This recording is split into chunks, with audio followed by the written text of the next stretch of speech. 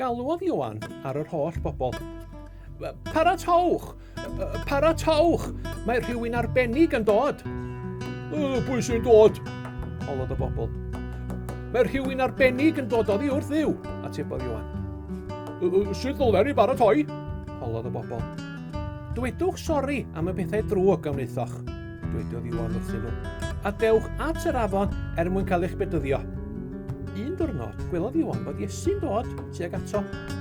Roedd yn gwybod ar unwaith bod Duw wedi anfon y person arbennig hwn roedd wedi addo. Ac Iesu oedd hwnnw. Bedyddia fi, bydde Iesu wrth Ioan.